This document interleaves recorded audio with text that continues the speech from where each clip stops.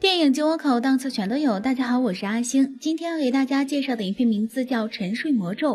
话说，在很久很久以前，一片土地上有两个相邻的国家，一个是动物国，一个是人类国。动物园里有一个可爱的仙女，她长着一张精灵般的面孔。有一天，一个人类小屁孩误闯动物国，遇到了这个可爱的仙女，两人就这样一见钟情，私定了终身。可人类的感情终究抵不过利益。这一天，人类国的国王闲着没事儿，突然命令士兵攻击动物国。结果却被仙女一招击溃，丢尽了颜面的国王下令，如果谁能打败仙女，提着她的翅膀来见，自己就把国家的王位和公主全部交给她。这消息一出，离仙女最近的渣男，也就是当初的那个小屁孩，非常心动，于是他设计偷偷砍掉了仙女的翅膀，并将其献给了国王。就这样，渣男如愿以偿地成为了人类国的新国王，还迎娶了公主，生下了一个小女儿。另一边，痛失翅膀的仙女终于认清了渣男的真面目。她为了报仇，开始修炼邪术，成为女巫，并给杰克的小女儿下了一个诅咒：在小公主18岁那年，她的手指一旦被织布机的纺锤刺穿，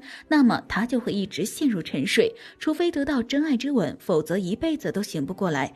渣男意识到女巫已经疯了，为了给自己省点事儿，他把女儿交给了3个神通广大的仙子抚养。但万万没想到，这3个仙子也是第一次带孩子，他们手忙脚乱，不知所措。这一切让潜伏在暗中的女巫都看不下去了，她决定自己抚养孩子。于是她瞒着3个仙子，经常在暗地里干起了保姆的工作。10几年过去了，一次偶然的机会，长大后的公主见到了女巫，她非常感谢这位偷偷照顾自己的人，还亲切地叫她干妈。而女巫也被公主的纯真可爱所感动，她决定取消魔咒，却发现这个魔咒一旦下达便无法取消，除非遇到真爱之吻，否则就连女巫也没有办法。18岁生日那天，公主回到了王宫，见到了自己的父王，却也倒霉的被织布机的纺锤刺穿了手指。